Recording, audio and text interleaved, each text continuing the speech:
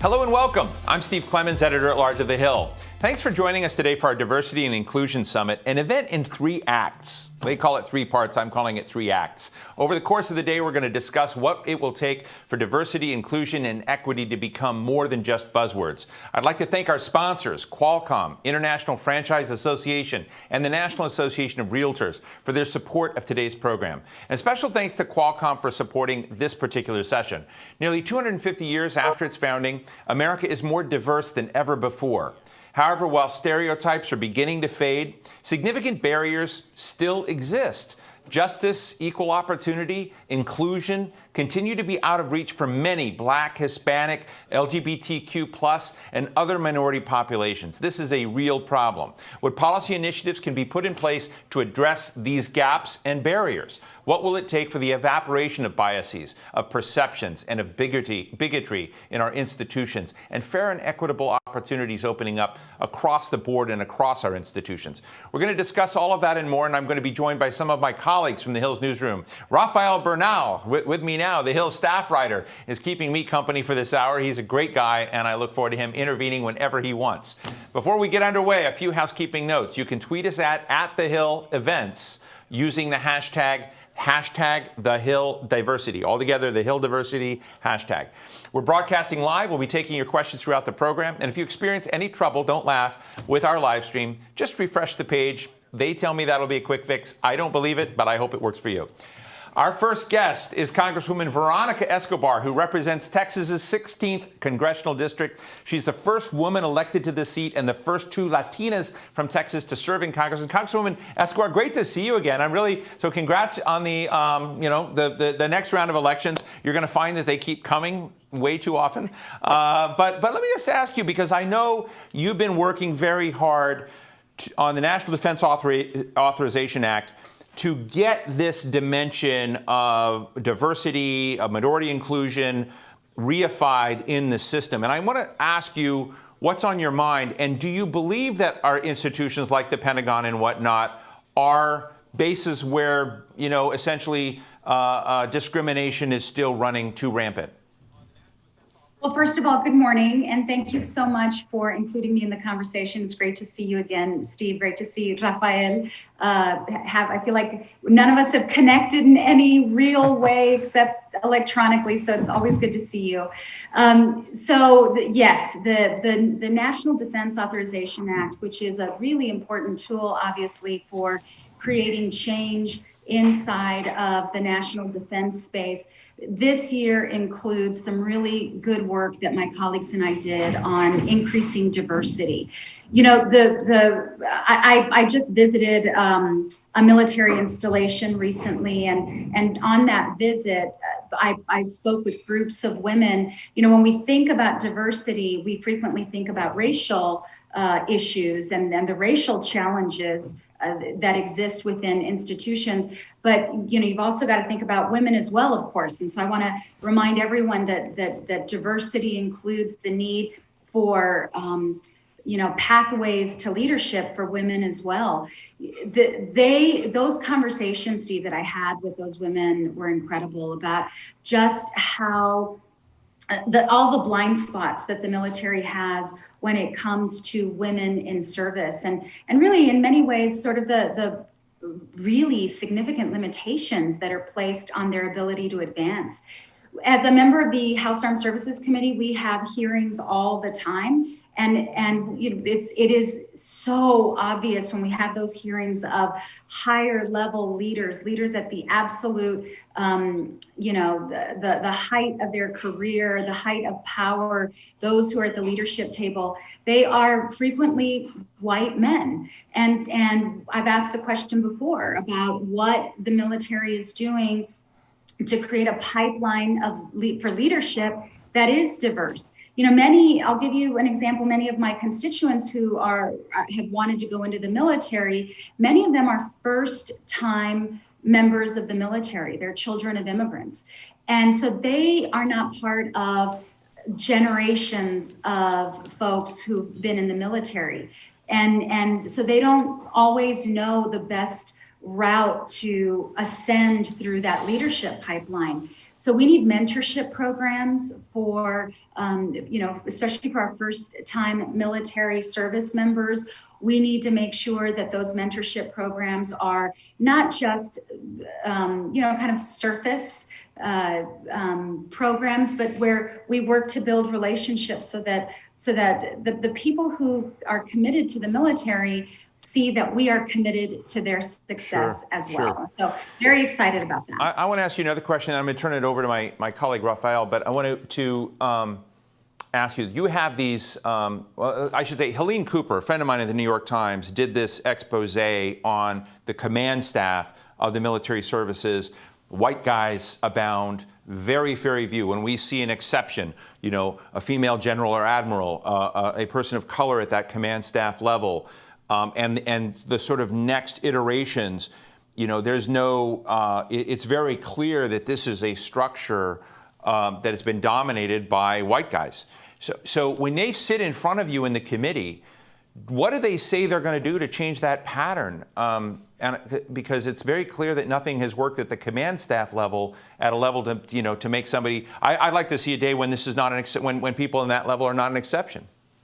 Right, and they acknowledge that there is a challenge, and to a person, they all say they want to address this. But it's clear whatever we're doing now for women and for people of color in the military, it is not working very well. It's not working effectively, and so that's why we have to put infrastructure in place. One of the things that I heard from the groups of women that I've spoken to is that when they have had a mentorship program, it has made all the difference in the world.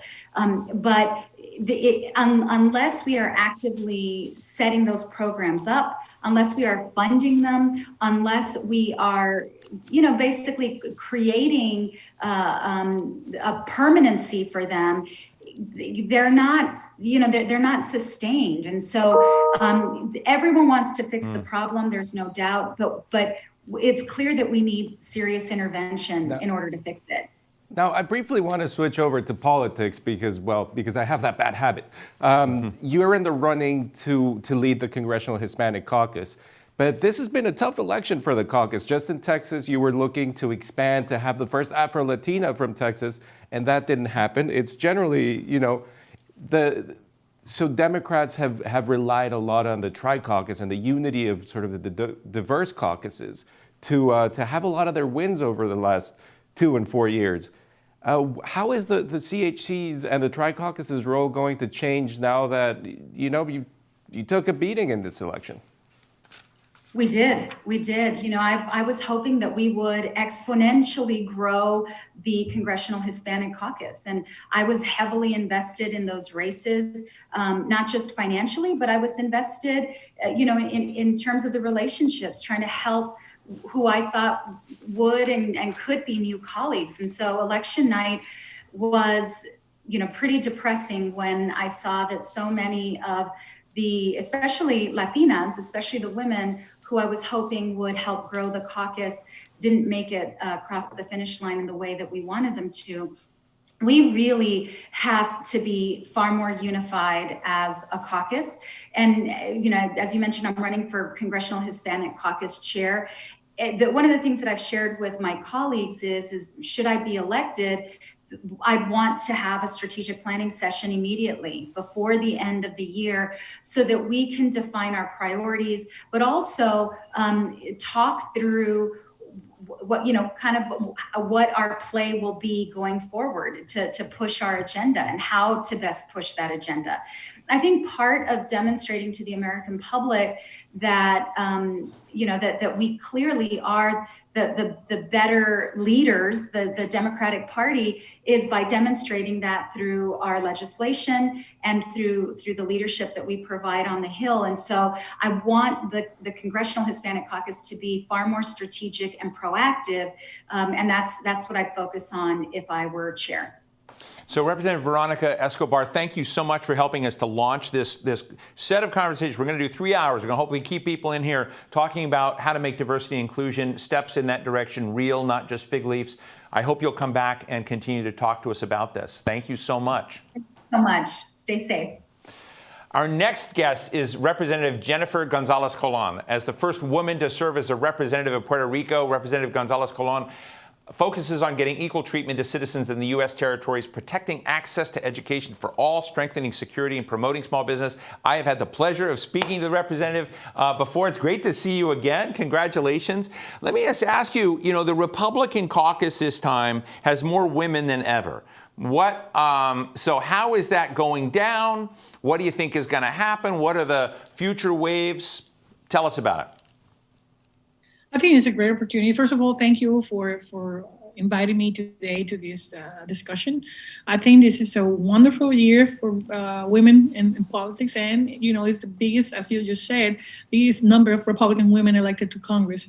And I'm happy because we were so few here in the House that now I think that will bring a lot of diversity.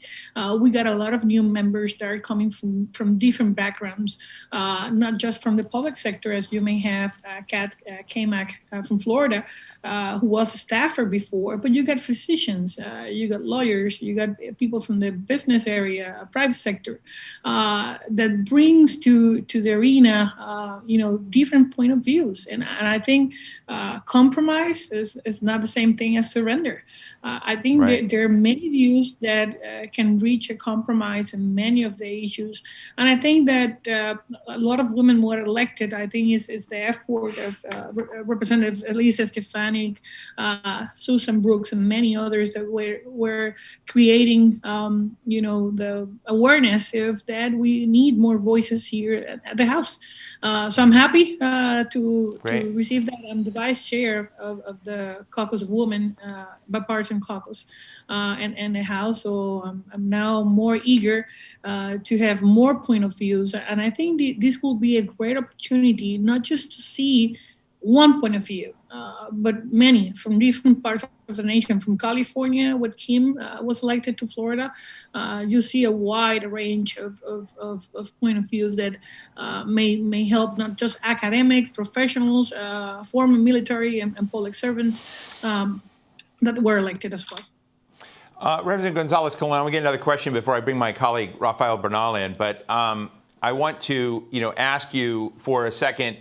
When we spoke last time, it was in the drama of the aftermath of the hurricane. Donald Trump was using Puerto Rico as a punching bag. You took some exception to the president's treatment of Puerto Rico and framing of Puerto Rico at that time. And then days before the election, President Trump, said there was no better friend of Puerto Rico than President Trump. Lots of aid, support, financial packages. How does Puerto Rico, as a part of America, feel about that whiplash treatment? And do you agree with my framing? Today, actually, I was in the floor a few minutes ago because we got on November 3rd a vote of the people of Puerto Rico asking for statehood. And it was 52% of the island, absolute majority, were supporting statehood for the island. And why is that? Because we've been pleading for equal treatment for many, many years, 123 years to be more precisely.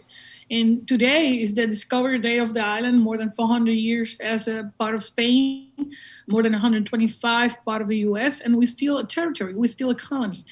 So unless, I don't have a democratically elected delegation. I'm just one representing 3.2 million American citizens. So that means that when you need to deal with the federal government, you need to do whatever is in your power to get things done.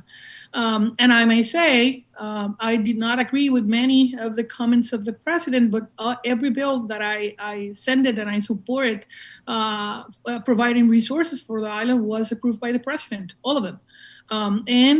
We were devastated with the biggest, natural disaster, Hurricane Maria, and then earthquakes early this year. And we received the highest, appropriations of funds ever to Puerto Rico, and we did have hurricanes in the past. So I think we should move on. One of the areas that I'm working now with administration, and I hope that the new administration acknowledge this issue as well. And you may be aware that 47% of Puerto Rico's economy is pharmaceutical. this medical devices industry. And we need to secure our supply chain, national supply chain, medicines, drugs. So I'm pushing for a bipartisan legislation that we drop in the House and in the Senate, try to secure in that for the whole United States, of course, including Puerto Rico, using distress zones as a matter of have tax incentives related directly to the job creation, property, and business-to-business areas. So again, when you are elected to represent the people of the island, you need to do whatever it takes to represent them well and get things done. And that's what I've been doing. Of course, we're dealing with discrimination. We're dealing with tacit discrimination from government, with Congress in many times, because we don't have senators. We don't have, we're supposed to be having at least 4 members of Congress. I don't even vote on the floor. So I think we should end that kind of discrimination. I think inequality is unsustainable. I think this is the right thing to do. And people of Puerto Rico voted for statehood in 2012, in 2017, now in 2020. There's a lot of false claims from both sides of the aisles regarding Puerto Rican statehood. And you know what? I think we're part of America. America and the United States, it is what it is, with Puerto Ricans in law, government, arts, sports, in communities in every state. So I mean, our men and women have been fighting across, the world in all America's wars with people from all over the states, and we're proud of that. We're proud to be Americans, but we want to be proud of as well to be treated as Americans. So whoever is going to be the president, I'm going to be working with. And I may say that these 4 years were not easy, but we accomplished a lot of resources for the island, and I hope and expect we can continue that. Well, thank you. Rafael? Now, I want to stick to this issue because I know you love talking about statehood, so we'll stick to that. A lot of things had to happen in this election for statehood, for the push for statehood to be a realistic political environment. You had to win your election. Governor-elect Pierluisi had to win his election. And then there was a lot of thought that some people said that Democrats would have to take control of the Senate and get rid of the filibuster. I know you probably disagree with that idea, but that didn't happen. And then the legislature in Puerto Rico is not as pro-statehood as many would expect here in the continental United States. What are the chances of this Congress and this sort of legislature being the one that finally gets that across the finish line? Happy to see you again, Rafa. And I may say, during the last 4 years, you got a governor who supports statehood, both governors support statehood. You got House, Senate in Puerto Rico, and I was elected to Congress. In 2016, I was the most voted elected official. And I ran in a statehood platform. And now in this election, I'm again the most voted elected official, even than the governor. And the governor supports statehood. But you know what? Statehood is bigger than any other candidate or party ticket. Statehood got more votes than nobody else, actually more than 100,000 votes than me. So that means statehood is bigger than a party. It's bigger than an individual candidate. And even when the House and the Senate still deciding how big or how small are the majorities, the reality is the people of Puerto Rico directly voted in an absolute majority, more than 52%, to pursue statehood. And when Hawaii and Alaska were admitted, they were not confronted with preconditions. They were not consulted that they needed to choose among other options. They were granted statehood immediately. I mean, why we need to provide more options, why we need to delay a decision that the people of Puerto Rico has made in 2012 by 61%, in 2017 by 97% of the people who voted, and now in 2020. And I truly understand statehood is going to happen. And you were talking about the Senate. And I think there's a lot of misconceptions about Puerto Rican statehood. I mean, Puerto Ricans are American citizens. And you can see that now in Florida with more than 1 million Puerto Ricans. You get 5 million Puerto Ricans and Puerto Rican descent living in the mainland and just 3 on the island. that can tell you that that movement of the citizens of the island are going to continue unless we got equal footing. And I'm not asking for benefits. I'm asking about equal footing and rights. And I think it's not right to have a territory for more than 120 years without a vote on the floor, without senators that can act and react in Congress that are approving all the laws from the air we breathe, from the food we ate, and the lives we live. And I think, senators, even there are Republicans and Democrats, because this is across the aisle, even the House and the Senate. Look at what happened now. House has been Democratic, and there's a bipartisan bill since last year supporting statehood with white members, a range of members supporting it, and the Speaker never moved it. So it's not about just having Democrats in the Senate or the House, because the bill has been there, never is being moved by the leadership now. So I think both sides of the aisles need to understand that Puerto Rico, like many others in the past, is reaching to a decision, and it's clear.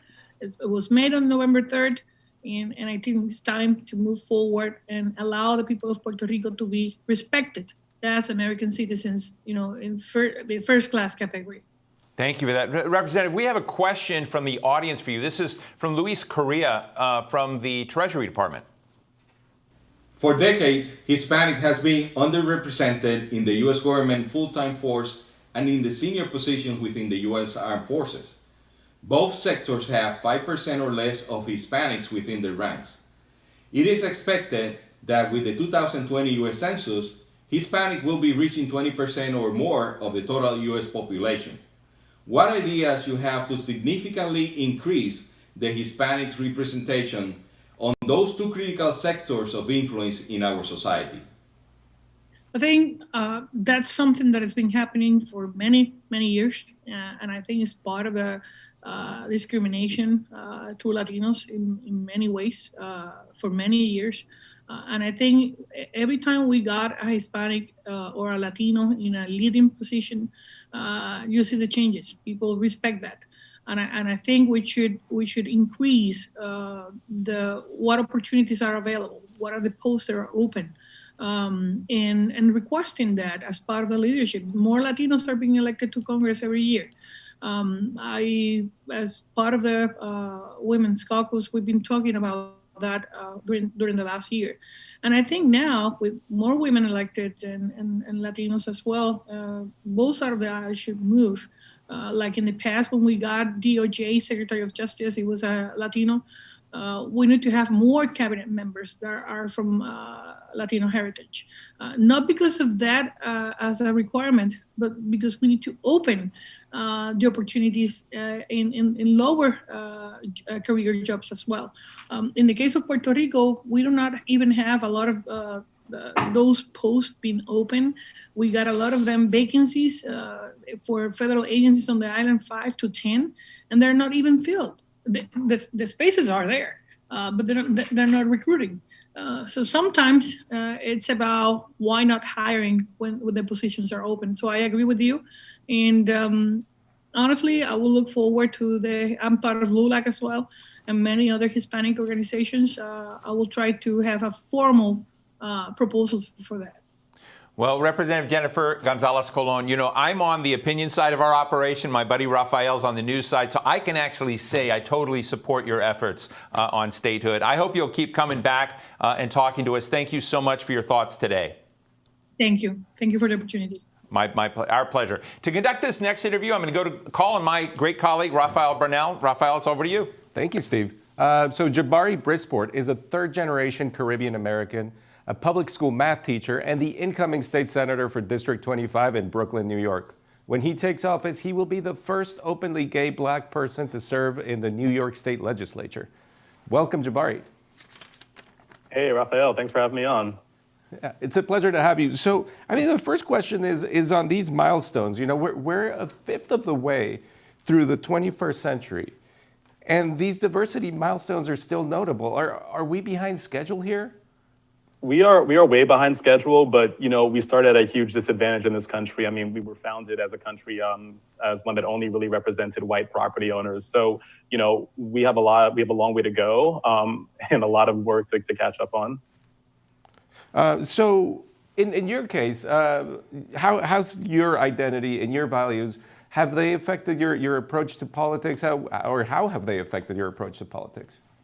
Yeah, thanks for asking that, Raphael. As someone who is queer and Black, I've lived in many spaces where, I've been, I felt threatened because of who I was, either because I was Black or, because I was gay. And, when you are a marginalized person, whether it's, from your racial identity, your sexual identity, or, your gender identity, your nationality, when you're a marginalized person and you begin fighting for yourself, you begin to see that you want to fight to ensure that no one should feel marginalized that way. It's influenced my policies, my politics. That's why I'm an open socialist, and why I fight for universal, bold programs that ensure that no one has to suffer.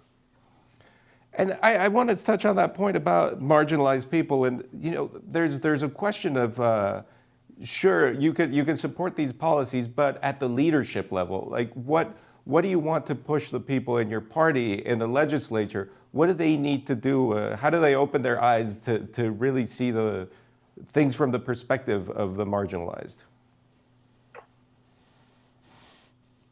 Yeah.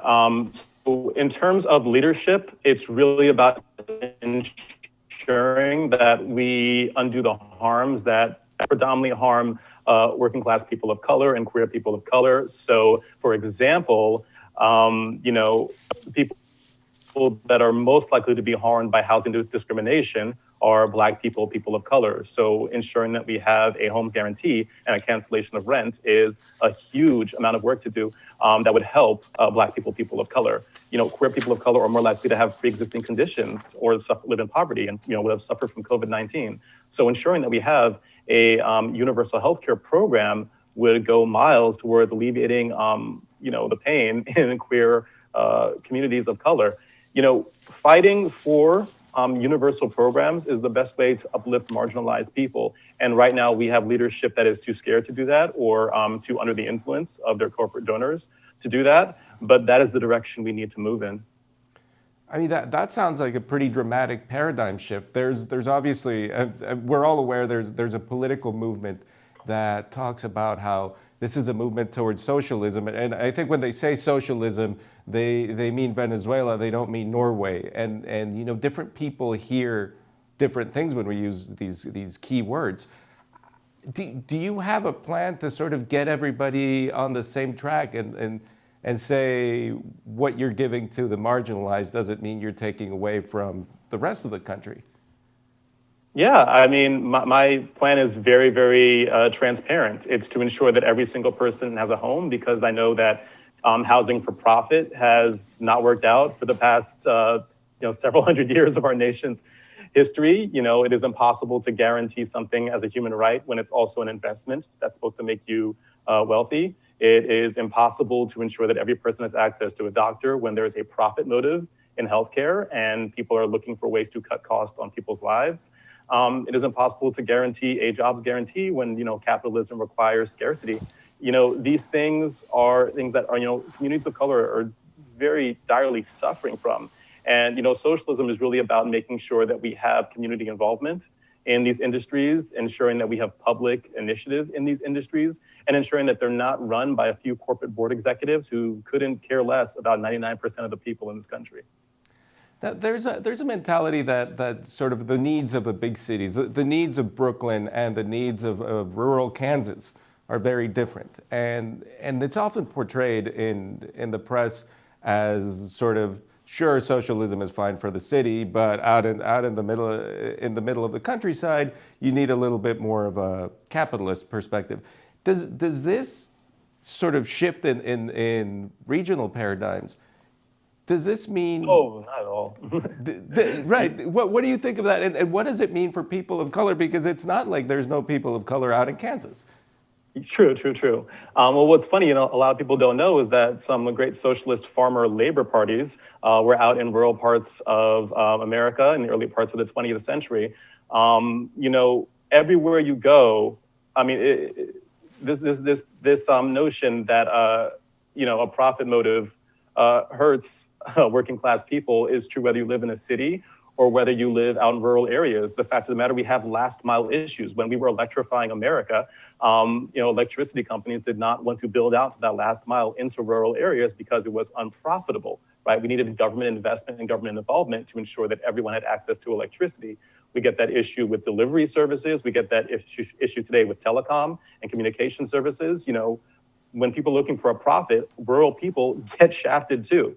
It is a matter of ensuring that we come together as communities and say, we're going to make sure no one is left behind. And that's what comes from a democratic socialist vision of the economy.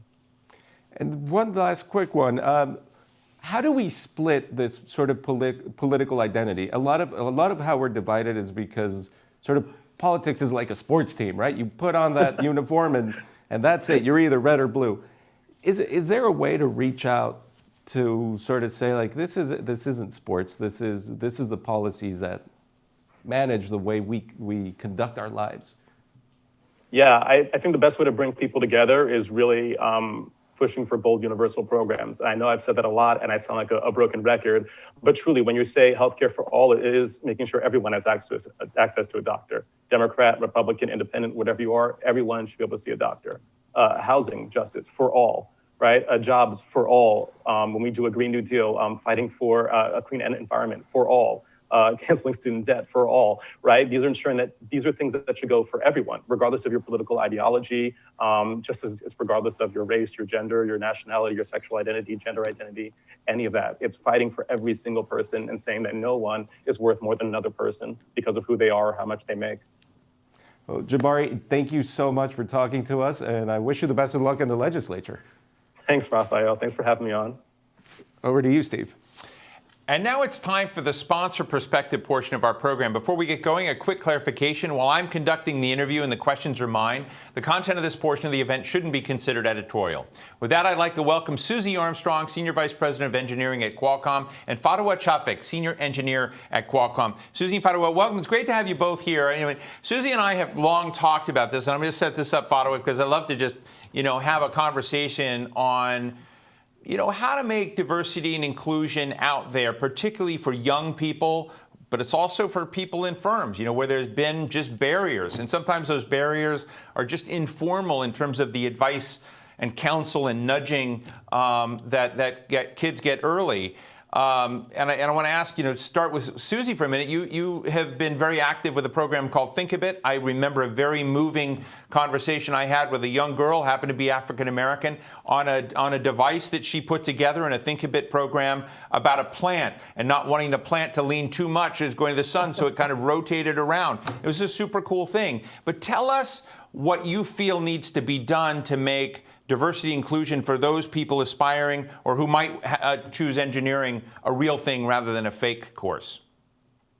So it's great to talk to you again, Steve. And as you probably know, we are a company of inventors, and we know the benefits of bringing these different ideas to the table and the diverse backgrounds and the varied perspectives that our employees have.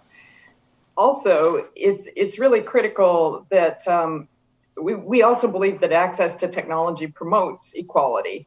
If you think about it, the wireless device is the first and only way a lot of people, diverse peoples, access the internet. And so it can really help bringing diverse people into these companies and into technology can really help level the playing field and provide access to things like healthcare and education.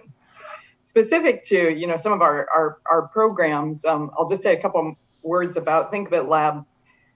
We focus on a lot of things. We focus on homegrown programs and we focus on partnerships. And I think that's really important for best practices. Think of It Lab is our homegrown program. It's practical, it's tangible, and it targets, there's a large Hispanic population of students in San Diego County and other places we have Think of It Lab hubs. And it targets middle school girls, middle schoolers from diverse backgrounds who might not normally see themselves as inventors or in engineering careers. And it's been highly successful and highly impactful. We actually took it online this year. And I just wanted to mention another, I think these programs from a corporate perspective, are critical in terms of partnerships as well. And we also are partnered with First Robotics and a variety of other partnerships, but an organization called VentureWell, which also does, you can tell I'm a practical engineer, also does practical, tangible programs with universities to pull together multidisciplinary teams and diverse teams to actually go ahead and teach them how to be inventors and actually launch their products. So, you know, I think sometimes people think that inventors and diverse inventors are, you know, these people sitting in a lab and they have a light bulb moment, but it's not. Invention at Qualcomm is all about working in teams, and the diversity in those teams is really critical to the kinds of creative ideas that come out. So I want to jump over to Fatwa, but before I do that, Susie, I want to remind our audience how cool you are. I mean, we're friends, so it's ridiculous, like the things that you've created and patented, whatever. I mean, years ago, you were the one who created the analog, or the algorithm for how our smartphones can send pictures, surf the web. I mean, all of you doing that right now online as you're watching, she did it. So I guess my question is, and it's maybe an unfair one, because I think when you did that, you were extremely rare. Rare to have a woman engineer. I'm just being very honest. I'm not reading it. Rare to have a woman engineer, your stature, the access you had. I'm going to talk to Fatwa about it, you know, exact same thing. Why did it go right for you, and what do other places have to do to change to make it right for other brilliant women from all different backgrounds so that they can really follow a track you did? And I know you're modest, but I'm just telling people she's not modest in achievement. Well, thank you very much. You know, for me, I had very gender neutral parents. I had parents that encouraged me to go into schooling. And so I had a lot of support all along the way through Cal Poly San Luis Obispo. I'd say at Cal Poly, this is an upsetting statistic. I'd say anecdotally, probably 25% of my computer science colleagues were female. Mm-hmm. And I think the statistics now for graduating computer scientists is like something like 14 or 19% female. And that's not taking into account, you know, African American and Hispanic populations.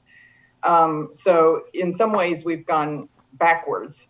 But that's sort of the negative side of the story. I think these programs, I think there is no better time to be a woman or a underrepresented person in tech and STEM. There is so much good scrutiny on the problem, and there's so many of these, you know, tangible, practical programs. And, you know, some people will say, well, we're not moving the needle, but the needle is moving. There is so much awareness, and there is so much opportunity now that I think the fact that it became, you know, in my mind, about 8 years ago, diversity and inclusion in STEM in particular became a national priority and an international priority.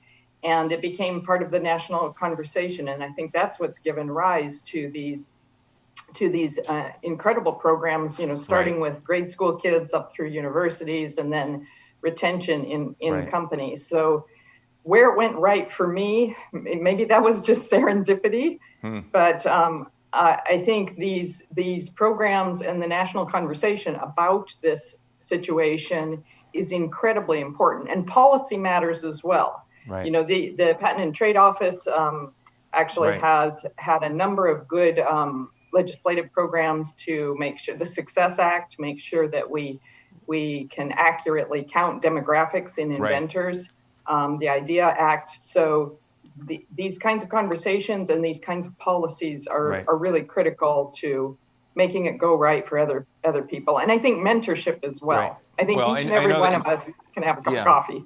Fatwa, you are an expert in transistor physics and semiconductors. You've got a great background. I mean, I don't know if you're intimidated by Susie. I am. I'm intimidated by you both. But I think the question I want to ask you is, one of the reasons I was interested in meeting with you and talking to you today is that Qualcomm has this program called Invent Together. You're also part of the Smart Mentorship Program. I'd love to get your insights again, along the same lines I asked Susie.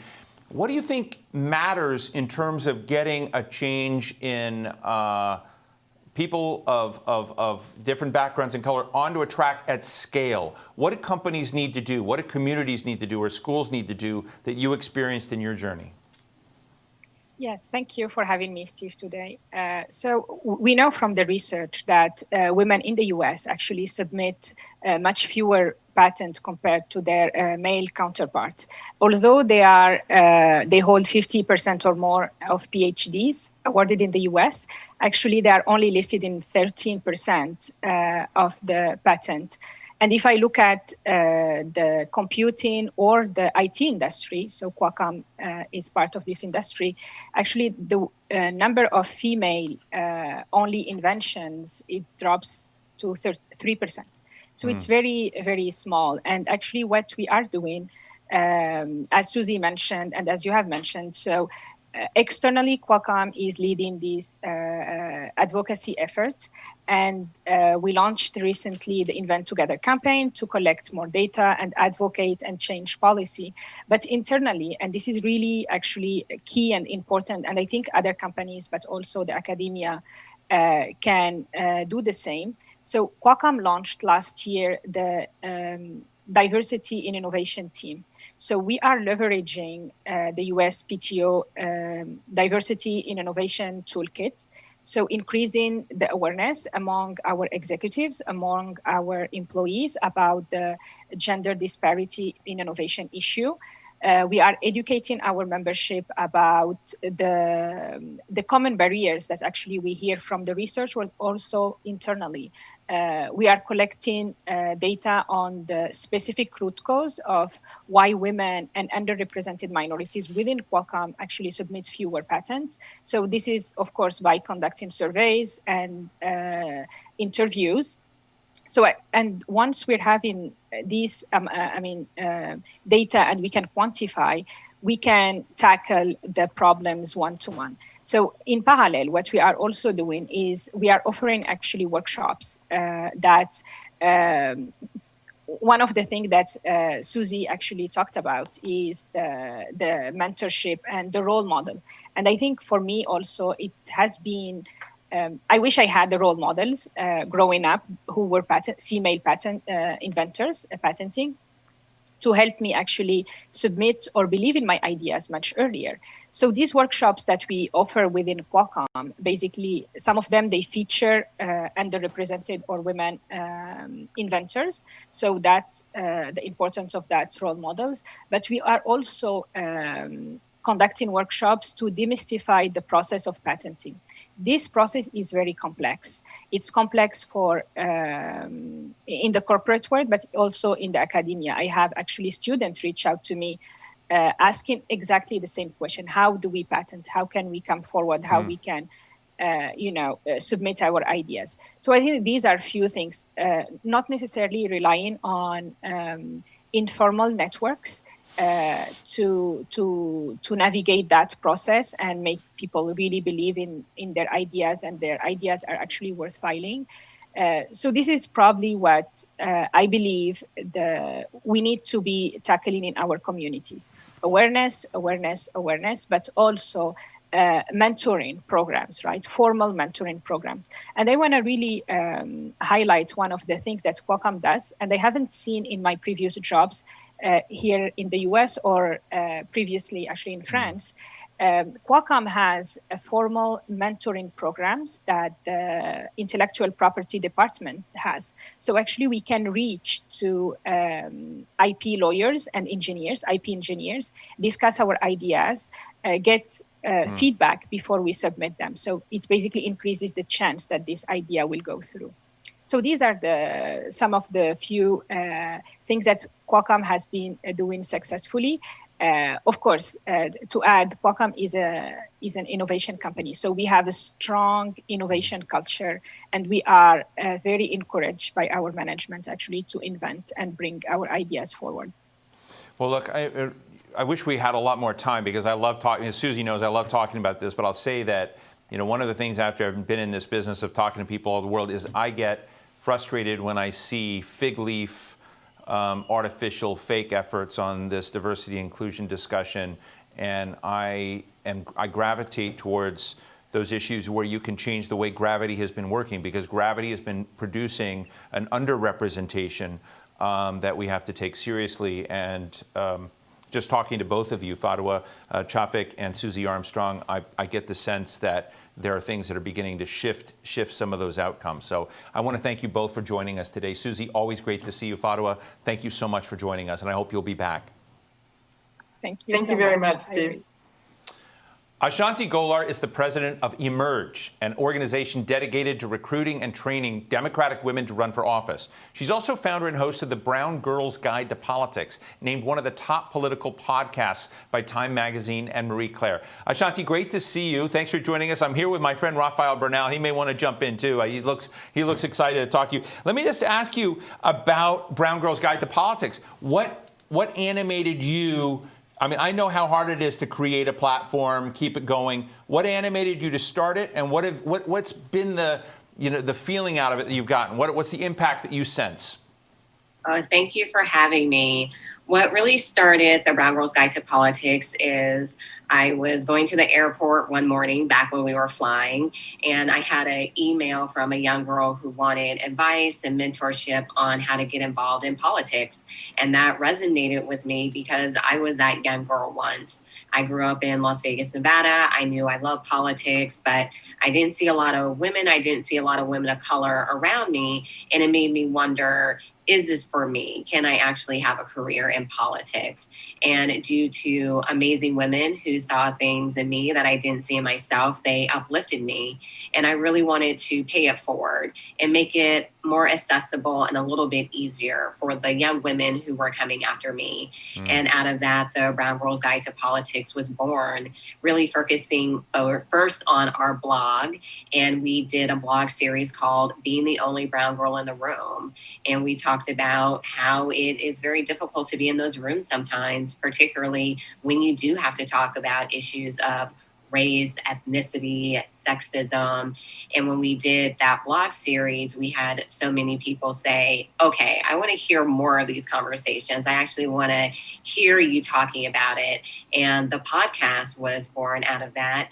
We just finished our 5th season where we talked about the elections. And we're obviously very proud to have Vice President-elect Kamala Harris. And the response overall has just been really great to see more Black, Brown, and Indigenous women, especially young Black, Brown, and Indigenous women, know that there is a place for them in politics. Do you, when you look at Vice President-elect Kamala Harris in there, I'm going to just be blunt. I feel the same thing. Lots of anticipation, lots of excitement about that. What would be the things that might disappoint you, that might not happen, even though you have a person of color, a person of a Black background, of Asian background in that role? What goes from someone being in that role to actions that need to be taken that you think are important? Well, I think one of the most important things that has been said is that President-elect Biden has let us know that Vice President-elect Senator Harris now, she's going to be in the room. She's going to always be talking to him, that she will have that influence on what is happening. And that is really important. That shows that he is taking her seriously. We know the fact that he chose her is really saying that this is one of the most qualified, competent, strategic women in politics. So she is going to have that voice at the table, and it's going to be important given everything that we're seeing in our country happening around racial issues. We just had a summer of really serious racial unrest, and she is the person who can bring the experience on those issues to the table because she has the lived experience. And that goes back to why it is key to have women of color, especially in decision-making positions in politics, because we bring everything that we have had to live with since birth, that we've had to deal with in our personal lives, in our professional careers, to the table and the policies that are being made. So I have the utmost confidence that Vice President-elect Harris is going to be extremely influential. If that wasn't going to be the case, President-elect Biden never would have picked her. Well, thank you. Raphael. Now, there are a few races in 2020 that really are interesting because of the powerful women of color who ran them on both sides of the aisle. I'm thinking Cori Bush in Missouri, Rashida Tlaib in Michigan faced a really tough re-election campaign, but she powered through. On the Republican side, you have Nicole Maliotakis in Cuban and Greek American in Staten Island, who also sort of won her race against a pretty strong incumbent in Rose. Have we reached the point where it's sort of, you can tell both parties, you ignore these powerful these political powerhouses at your own risk? You know, is it women have we finally passed that threshold? Here's the thing. Yes, it is not a good idea to ignore us. When we look at the new American majority, in particular, Black, Brown, Indigenous people, especially women, young women, unmarried women, LGBTQ individuals, they were the most exciting candidates this cycle. And then they were the organizers and activists that helped those amazing candidates get elected. When we look at the Democratic Party, women are the base of the Democratic Party. Black women in particular are the base of the Democratic Party. It's no longer us just driving, okay, these are going to be the candidates we are going to vote for. You are seeing these women put their names on the ballot, because the fact is, if we can organize, if we can run these campaigns, if we can get other people elected, we can do the same for us. And we know that given everything that has happened in this country over the past 4 years under the Trump administration, that our voices are more important. Another key piece here is women, they're not waiting to be asked to run for office, especially women of color. They are stepping up and doing it. When it comes to women of color candidates, they're automatically seen as unqualified, not having the appropriate background. They have their education questioned. And it's the overall, well, will someone vote for you? Will someone vote for someone who looks like you? And I just think that's a ridiculous question, because the fact is, if people wouldn't vote for women of color, we wouldn't have any women of color in office. People want candidates who are going to bring authenticity to the role, who are going to bring truth to the role, but most importantly, that are going to get things done. And when you look at the women who have been leading, particularly in 2020, with mayors like London Breed, DA Rachel Rollins in Suffolk County and Massachusetts, women are the ones who have been moving the country forward during the COVID pandemic, during racial unrest. So it wasn't surprising to me to see once again a record number of women running and then being elected by the people in this country.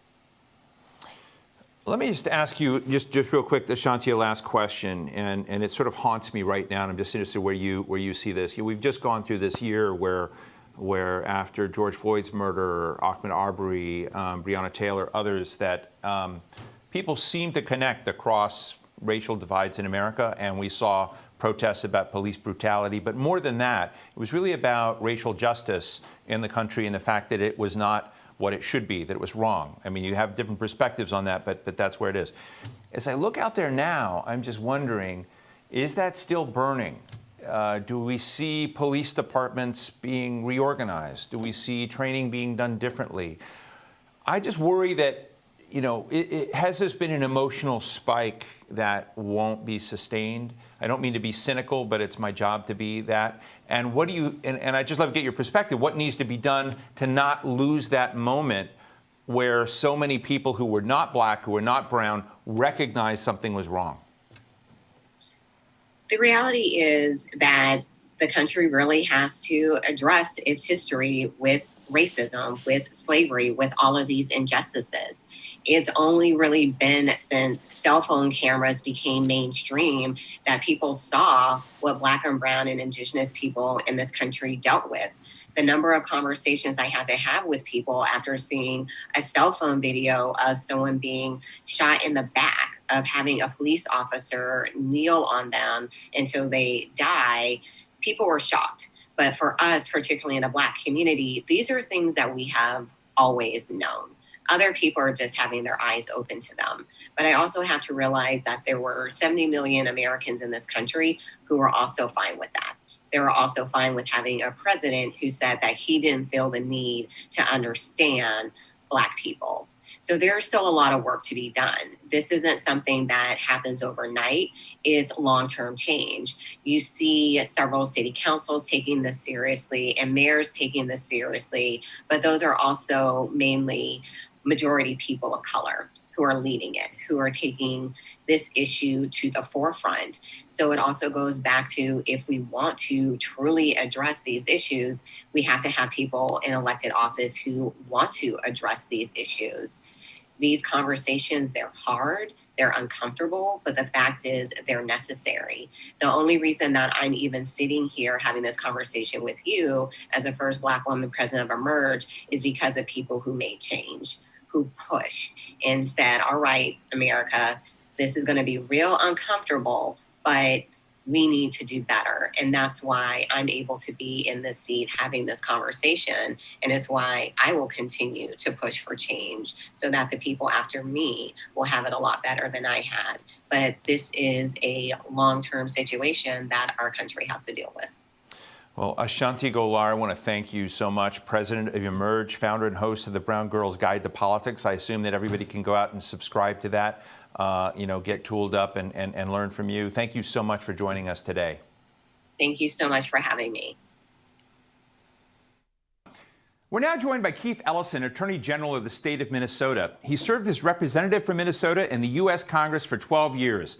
Before that, he spent 16 years as an attorney specializing in civil rights and defense law, including 5 years as executive director of the Legal Rights Center, a public interest law firm. Attorney General Ellison, it's great to see you again. We've talked many times about the tectonics of race in this country and where they're going, what we need to do. And, I think a lot of people after an election, they've been distracted by other stuff. But I want to have a summit and have a conversation today about what really has to happen to make this topic of diversity and inclusion something we don't have to continue to talk about every day. What's really needed to move in terms of racial and economic justice in this country? Well, I think the first thing is to help white people understand how racism helps limit their life choices.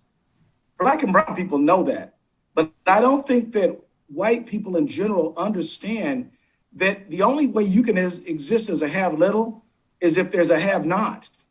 And so often what happens to the disadvantage of working class white people could be fixed if we could create some real racial solidarity. So I know a lot of white people who would say that the presidency of George W. Bush was not good. And I'd say, yeah, and it would never have occurred unless somehow our society tolerated the voter purge of the year 2000. I know people, white and of all colors, who say that the treatment of immigrant children, caging them and all the like, is horrifying.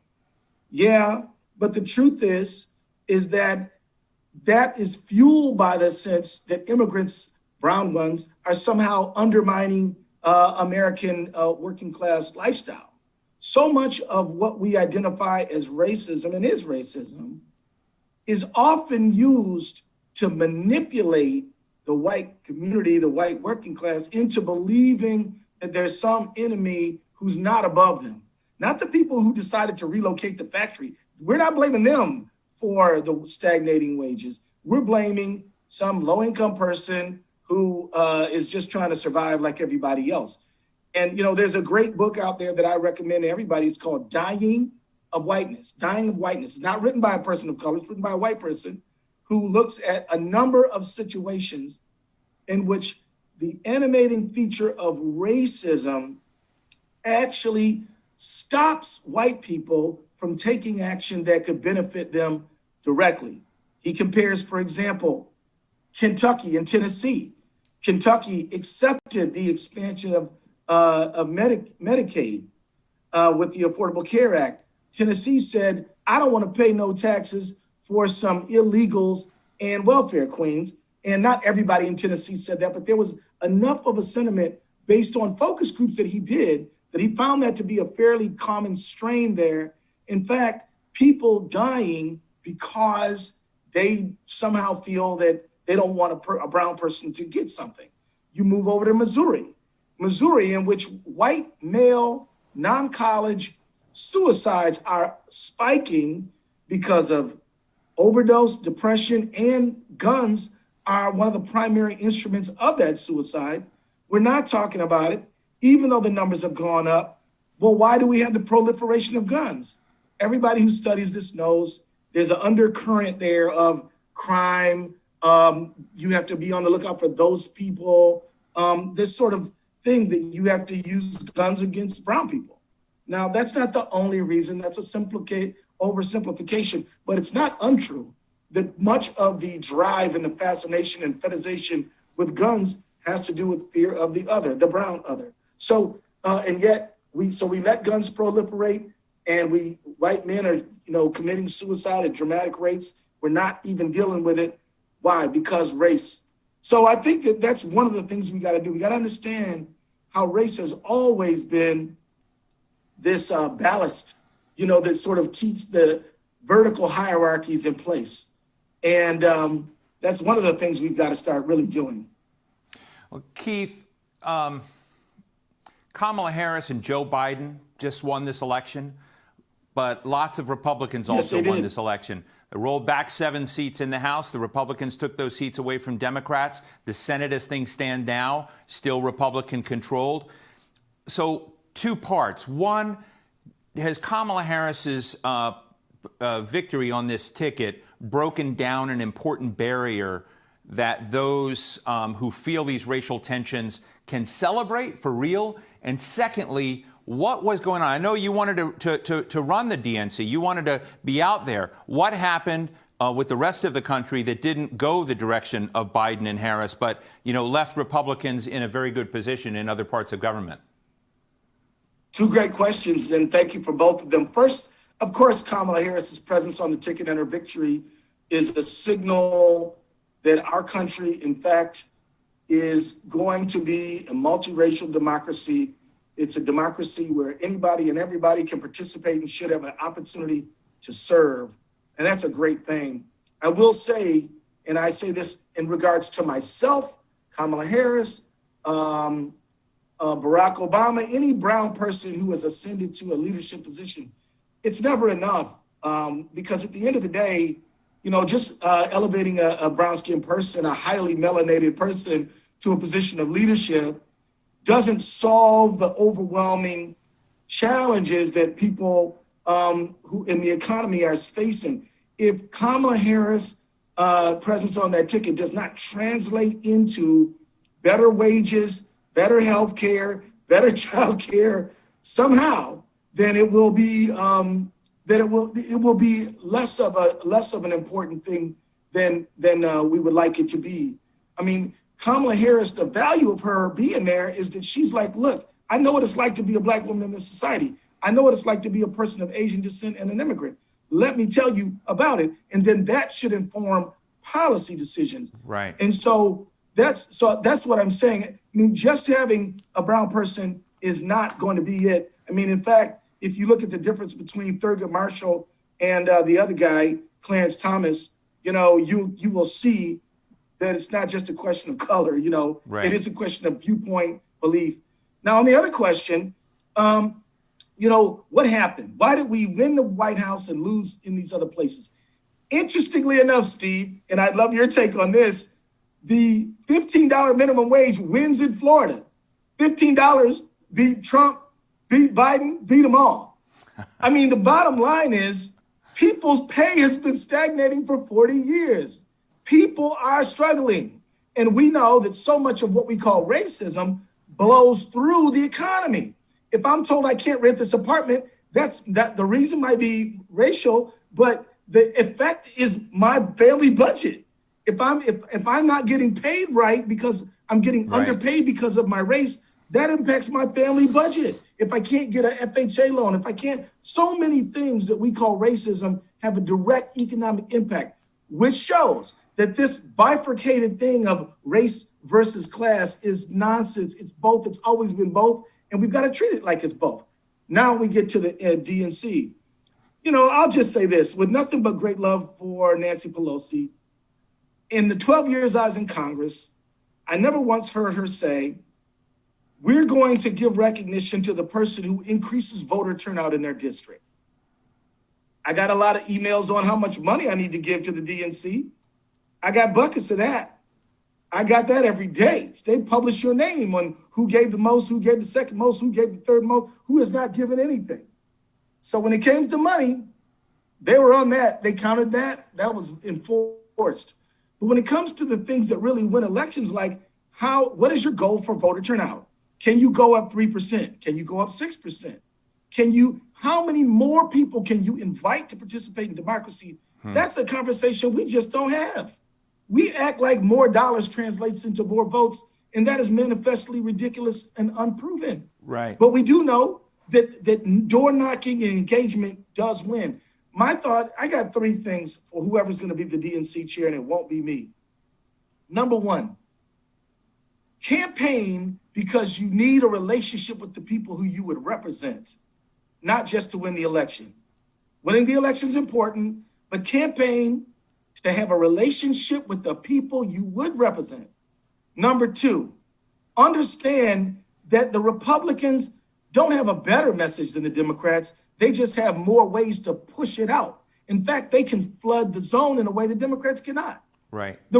For example, the Fox News is dedicated to Republican success. There is no news agency, mainstream media, including MSNBC, CNN, none of them are dedicated to helping the Democrats win. They're dedicated to their bottom line. Right. So will they have liberal point of view on? Sure, but it's not what they're about, you know? Right. And then 3, I think it's super important for whoever's going to be the chair of the DNC to begin to campaign together. The DNC should convene the Democratic the House Campaign Committee, the Senate Campaign Committee, the Governor Campaign Committee, the Attorney General Campaign Committee, the Municipal Official Campaign Committee, the County Campaign Committee, and have a table every single freaking week and say, how can we cut costs by sharing expenses? How can we share a message? How can we have a joint program? We're about to introduce a bill to increase the minimum wage in Congress. What can you do at the state, local level to enforce that? We're talking, can UAGs do something on wage step? I mean, we need to be coordinated.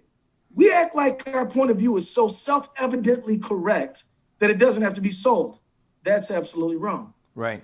Keith, short form, this last one, my people tell me we're out of time, but I want to get one more in. After you and I had our last conversation, which dealt with justice, the George Floyd murder, what was going around this country, police departments, I showed some of that to former Governor Chris Christie. Chris Christie talked about Camden, New Jersey. He said, we had to shake that place up. We had to fire officers. We had to completely retrain them from the bottom to the top to get that done.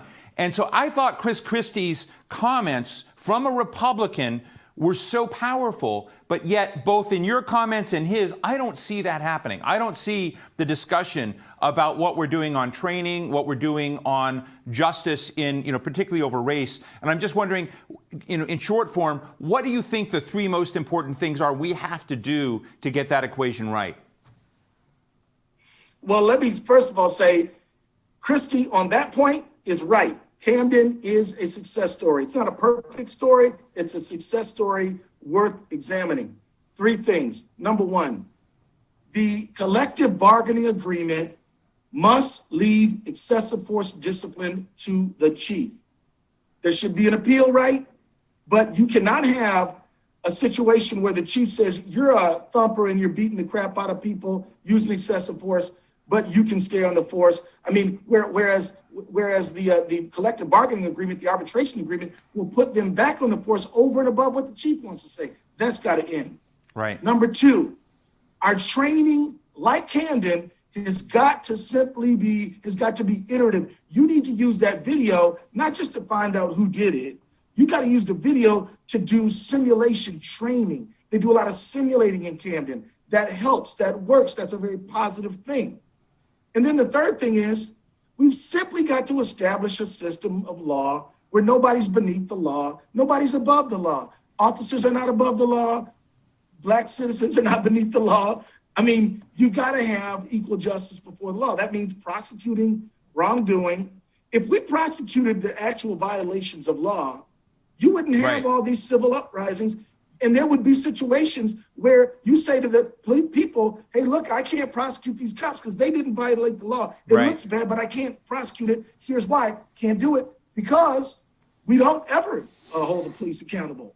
So those are three right there. And if I may have one more second, me and the Commissioner of Public Safety in Minnesota issued a report from our working group on reducing deadly force encounters with police. It's on our website. We did it a year before George Floyd.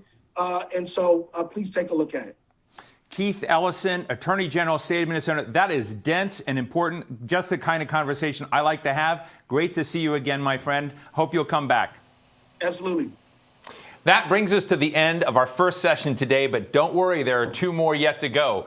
Thanks to Raphael for joining me. Thank you. Little fist bump there. A big thank you to Qualcomm, the International Franchise Association, and National Association of Realtors for supporting these really important conversations today. And thank you to the audience out there for joining us. And again, we're going to have two more bands. Come back, get all your friends, listen, participate, send questions in. You're going to come back here at 1:30 p.m. after your run around the block for the second part of our summit, where we will be breaking down why diversity is good for business. We're going to hear from Claudia San Pedro, president of Sonic Drive-In, Judith Williams from SAP, and many more. I'm Steve Clemens. He's Rafael Bernal. I'm going to grab a quick bite. See you all back here in just a bit. Thank you.